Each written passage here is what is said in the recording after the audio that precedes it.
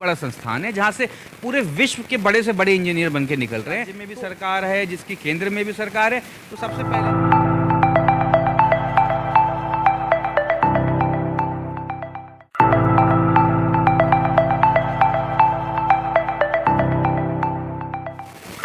नमस्कार, स्वागत है आपका दृष्टि न्यूज उत्तराखंड में। मैं आपके साथ संदीप पोईवाल।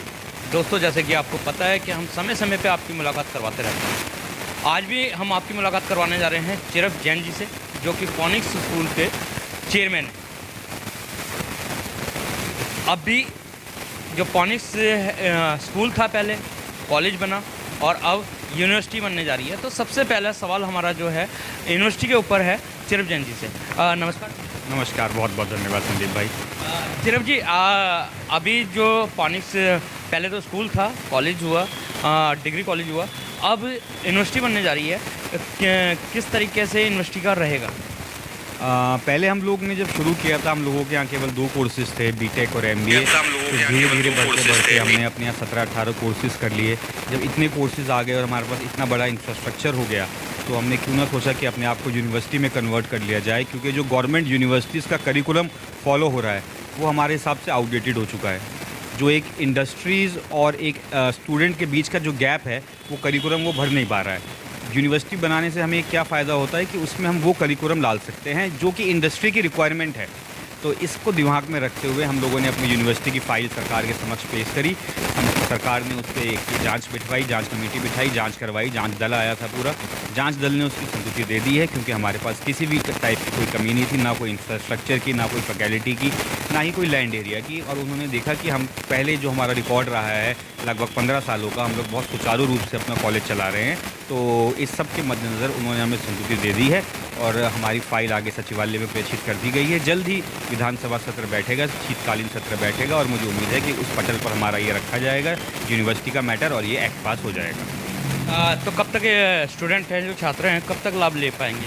मेरे को लगता है जब हम 25-26 के जब एडमिशन्स लेने शुरू करेंगे 25-26 सत्र के, तो हम यूनिवर्सिटी के तहत ही लेंगे।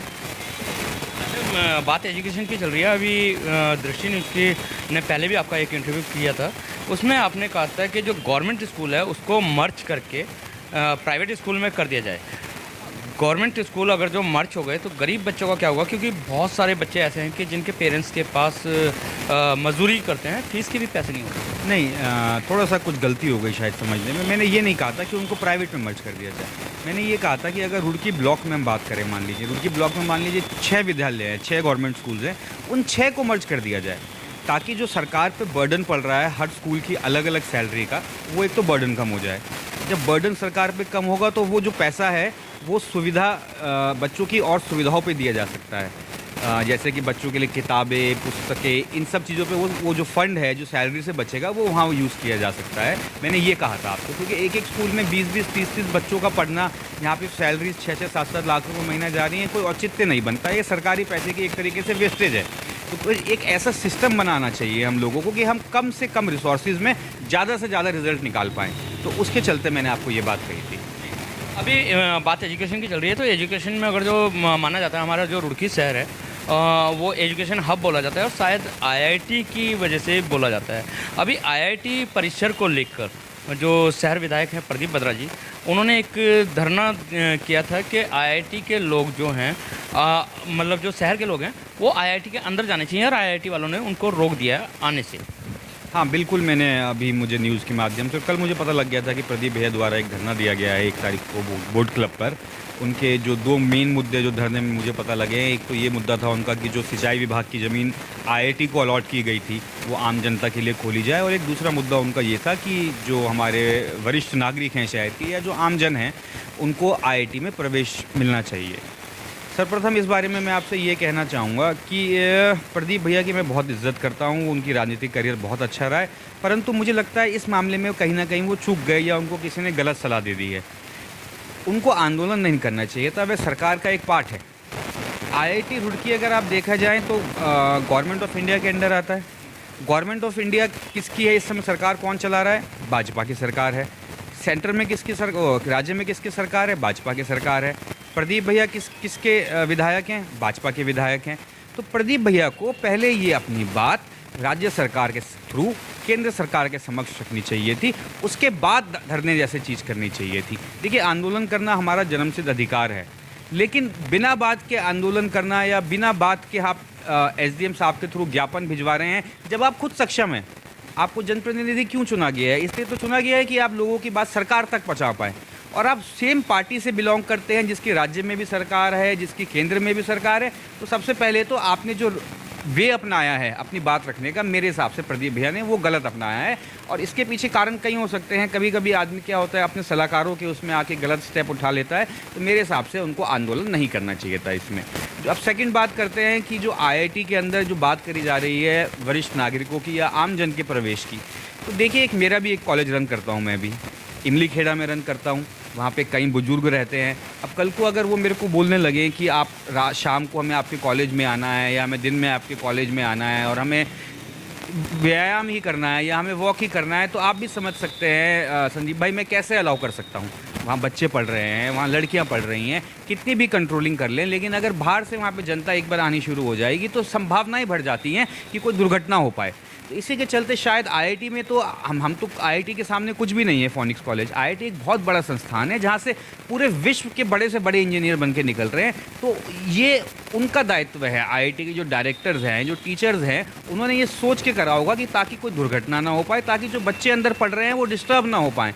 और यदि कुछ वरिष्ठ नागरिक ऐसे वाकई ही हैं जिन्हें इसकी आवश्यकता है, तो प्रदीप भैया को जाके वहाँ के डायरेक्टर से पहले बात करनी चाहिए थी कि जी ये मेरे द्वारा वेरीफाइड कुछ लोग हैं, आप इनका पास बना दीजिए। तो मेरे को लगता है वहाँ के डायरेक्टर कभी मना ना करते।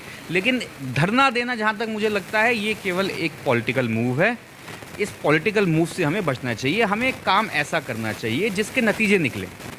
आंदोलन करने का, जो ये धरना देने का मकसद केवल जो मुझे प्रतीत हुआ, केवल राजनीति था। हमें कभी भी एक जनप्रतिनिधि का दायित्व यही बनता है और एक आम मानस का भी दायित्व ये बनता है कि ऐसा कोई कार्य ना करें ताकि इससे समाज में एक गलत मैसेज जाए या केवल एक राजनीतिक दृष्टि से वो कार्य किया जाए। कार्य ऐसा होना चाहिए जिससे जनता को रिलीफ भी मिले और एक शांतिपूर्वक तरीके से मिले रिलीफ, तर्क वितर्क पे बात पे रिलीफ मिले, बातचीत से रिलीफ मिले। और ये कोई बहुत बड़ा मुद्दा नहीं था। आप प्रदीप भैया बहुत सक्षम है अपने आप में, बहुत लर्नेड आदमी हैं। वो आईआईटी के डायरेक्टर के पास जाते और अपने रिकमेंडेशन पे बताते, जी हाँ ये 50 लोग हैं, ये 50 वरिष्ठ नागरिक हैं, इनको आईआईटी में आप प्रवेश का परमिशन दीजिए क्योंकि कहीं और कर नहीं पा रहे हैं।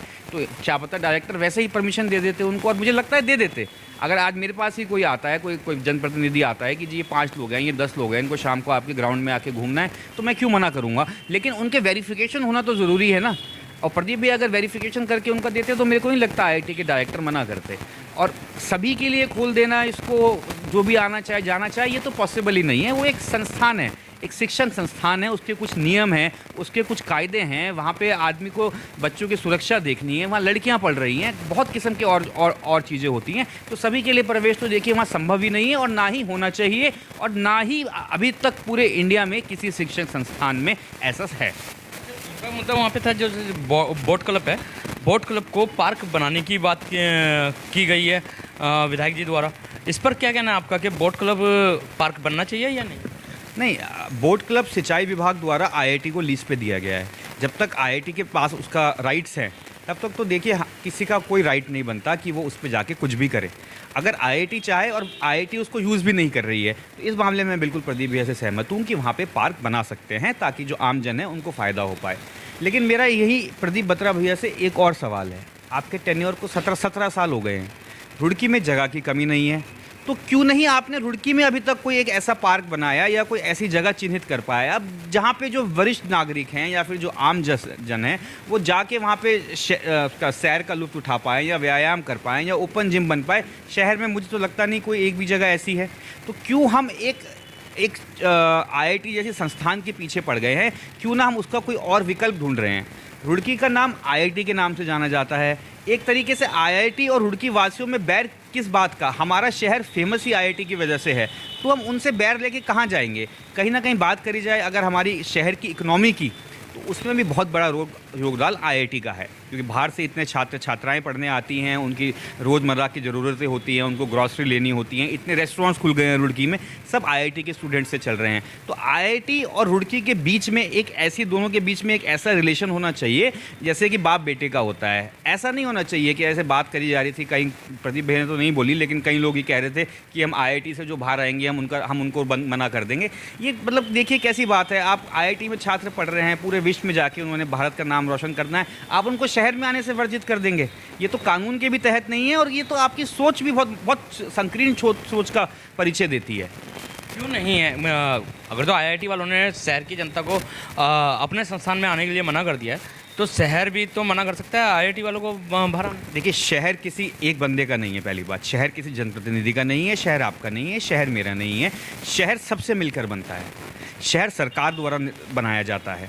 जो शहर की जो फैसिलिटीज़ हैं उस पर सबका अधिकार है, चाहे वह रुड़की का नागरिक है या कहीं और का नागरिक है। अगर आज दिल्ली का कोई नागरिक यहाँ पे सड़क पे चल रहा है तो क्या हम उसे रोक देंगे कि नहीं भाई तुम यहाँ सड़क पे नहीं चलोगे, ये रुड़की की सड़क है? तो इसी तरीके से हम आईआईटी के बच्चों को कैसे मना कर सकते हैं? उनकी बेसिक नेसेसिटीज़ हैं, उनको ग्रॉसरी लेनी है, उनको मेडिसिन लेनी है, वो बाहर आएंगे शहर में। और ये तो बहुत छोटी मानसिकता है कि हम उनको नहीं आने देंगे। वो हमें क्यों नहीं आने देंगे, इसके पीछे का कारण हमें समझ में आता है, क्योंकि एक डिसिप्लिन बने रहना इंस्टीट्यूट में ज़रूरी है।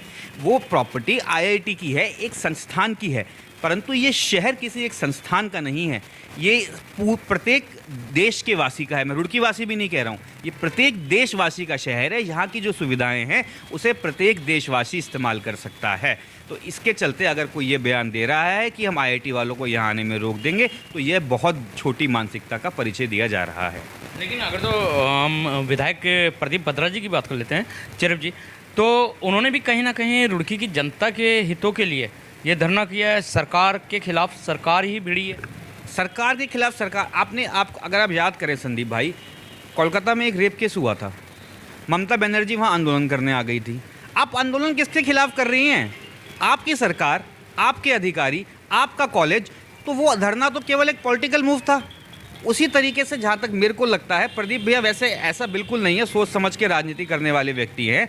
मेरे को लगता है उनको किसी ने भ्रमित किया है इस मामले में लेके कि अपनी ही सरकार के द्वारा चलाए जाने वाले एक संस्थान में अगेंस्ट आप धरना दे रहे हो। ये तो कोई औचित्य नहीं बन रहा है रुड़की की जनता का जो ध्यान केंद्रित करने के लिए, क्योंकि कहीं ना कहीं जो विधायक साहब हैं उनकी बहुत ज़्यादा निंदा भी हो रही है। देखिए, निंदा तो देखिए होना स्वाभाविक इसलिए है क्योंकि 17 साल हो गए हैं उनको किसी पद पे कायम। 17 साल में जब आदमी काम करने लगता है, कहीं सही काम करता है, कहीं गलत काम करता है। प्रदीप भैया द्वारा बहुत सही काम भी कराए गए हैं, कहीं ना कहीं कुछ कमियां भी रह गई होंगी, तो निंदा होना तो स्वाभाविक है। लेकिन उस निंदा से बचने के लिए आप लोगों का ध्यान एक दूसरी तरफ भ्रमित करना, ये बहुत सरासर गलत है। धरना बिल्कुल नहीं होना चाहिए था। ये केवल और केवल एक पॉलिटिकल मूव है। क्यों नहीं प्रदीप भैया ऐसी कोई जगह चिन्हित करते जहाँ पे लोगों के लिए ये फैसिलिटी दे पाए जो वो आईआईटी से डिमांड कर रहे हैं। आप जनप्रतिनिधि हैं, आप सीएम साहब आपके मित्र हैं, आप सीएम साहब के पास जाइए, सीएम साहब को बोलिए ये जगह है, मुझे इतने का बजट चाहिए, ताकि हमारे शहर के जो नागरिक हैं, वरिष्ठ नागरिक हैं, जो हमारे आमजन हैं, वो वहाँ पे व्यायाम कर पाएँ, वो वहाँ पे साफ़ एयर में सांस ले पाएँ, वहाँ पे प्लांटेशन हो, वहाँ पे ओपन एयर जिम बन सकता है। तो एक जनप्रतिनिधि होने के नाते प्रदीप भैया ये कदम भी उठा सकते थे। बस धरना देने का जो कदम है उनका, ये मेरी समझ से तो परे है। बाकी अगर प्रदीप भैया के ने कुछ सोच के किया होगा तो वो प्रदीप भैया ही जानते हैं। एक छोटा सा सवाल और, 17 साल हो गए हैं प्रदीप बत्रा जी को राजनीति में सक्रिय राजनीति करते हुए, जिसमें वो चेयरमैन भी रहे हैं और विधायक भी रहे हैं। तो जो उनका विधायक कार्यकाल है वो कांग्रेस के टाइम पे भी विधायक थे और भाजपा के टाइम पे भी विधायक है। तो कांग्रेस के टाइम का कार्यकाल ज़्यादा अच्छा था या भाजपा के टाइम का कार्यकाल ज़्यादा अच्छा था? देखिए, मैं बार बार ये बोलता हूँ कि पार्टी से कोई लेना देना नहीं है। सबसे पहले बात करते हैं केवल व्यक्ति विशेष की। जब वो कांग्रेस में थे वो तब भी प्रदीप बत्रा भैया थे, आज वो बीजेपी में है तब भी वो प्रदीप बत्रा भैया हैं। तो इसको कांग्रेस और बीजेपी को तोलना से गलत है। अब ओवरऑल प्रदीप बत्रा जी का कार्यकाल उठा के देखिए कि उन्होंने 17 साल में क्या करा है, चाहे वो कांग्रेस में रहे हों चाहे बीजेपी में रहे हों। अगर आप मेरे से माने तो इस शहर का जितना विकास हो सकता था उतना शायद नहीं हो पाया, क्योंकि हमारे पास रिसोर्सेज की कमी नहीं है। बस कमी क्या रह जाती है, मैंने पिछली बार भी आपको बताया, कमी रह जाती है विजन की। कमी रह जाती है कि हम अपने पॉलिटिकल गेन्स को जनता के गेन से पहले रखते हैं। कमी ये रह जाती है कि हम सबसे पहले ये सोचते हैं कि हम ऐसे कैसा एक माहौल तैयार कर पाएँ कि हम अगला चुनाव जीत पाएँ, ना कि एक ऐसा माहौल तैयार किया जाए कि जनता को उससे फ़ायदा हो। कमी यहाँ रह जाती है केवल। यानी कि पूरा जो एक प्रोपेगेंडा था या पूरी राजनीति हम कह सकते हैं कि जनता को माइंड डाइवर्ट करने के लिए। मेरे हिसाब से ये बिल्कुल जनता का माइंड डाइवर्ट करने के लिए था, और इसके पीछे पता नहीं किसने प्रदीप भैया को सलाह दी होगी, लेकिन ये मुझे मतलब मेरे, क्योंकि मैं खुद एक एजुकेशन इंस्टीट्यूट चलाता हूँ, प्रदीप भैया खुद एक एजुकेशन इंस्टीट्यूट चलाते हैं DPS नाम से। क्या प्रदीप भैया किसी बाहर के व्यक्ति के वहाँ पर एंट्री अलाउ कर देंगे? क्या मैं किसी बाहरी व्यक्ति के वहाँ एंट्री अलाउ कर दूंगा? बिल्कुल नहीं करूँगा, क्योंकि हमें डिसिप्लिन देखना है, हमें और मुद्दे देखने हैं कि वहाँ पे स्टाफ है, फीमेल फैकल्टीज़ हैं, उनके साथ कोई दुर्व्यवहार ना कर दे। ये सब मुद्दे भी हमें देखने हैं। तो इसलिए मुझे नहीं लगता कि प्रदीप भैया को ऐसा स्टेप उठाना चाहिए था। उल्टा उनको इस बारे में बात करनी चाहिए थी डायरेक्टर से जाके। अगर डायरेक्टर नहीं सुन रहे थे, सेंट्रल गवर्नमेंट तक प्रदीप भैया की अप्रोच है, सेंट्रल गवर्नमेंट के मिनिस्टर से जाके बात करते हैं, जी हमारे ये शहर के वरिष्ठ 50 या 100 या जितने भी अच्छे नागरिक हैं जिनको वहाँ का वो यहाँ पे जिनको जो जाना चाहते हैं, उनकी अपने लेटर हेड पे या उनको खुद वेरीफाई करके देते, सेंट्रल मिनिस्ट्री से वेरीफाई करके करवा के लाते और यहाँ डायरेक्टर साहब को दे देते कि जी इन लोगों का पास बना दीजिए। इसका तरीका ये भी हो सकता था, लेकिन धरना देने का जो तरीका है ये मेरे को लगता है केवल एक राजनीतिक, यानी कि कहीं ना कहीं सलाहकारों की गलती के कारण खामियाजा तो मैं नहीं कहूँगा, क्या बताऊँ उनको इससे पॉलिटिकल गेन हो जाए, खामियाजा तो मैं नहीं कहूँगा, लेकिन एक डेमोक्रेसी में जिस तरीके से काम होना चाहिए रूलिंग पार्टी के विधायक द्वारा, ये वैसा नहीं हो पाया है। डेमोक्रेसी में धरना देने का हमें राइट बिल्कुल है, लेकिन धरना देना चाहिए सही मुद्दों पर। आज मैं अपने साथ आपको और 100 लोगों को लेकर, जो ये बगल में आज हम CCD में बैठे हैं, ये बगल में पुल 2 साल से नहीं बना है, यहाँ पे जाकर धरना देने लग जाएं, वो जायज़ है, क्योंकि 2 साल से जनता वहाँ झेल रही है उसको। लेकिन एक ऐसी चीज़ को लेके धरना देना जो शायद बातों से हल हो सकती हो और जिस पे हमारा राइट भी नहीं है।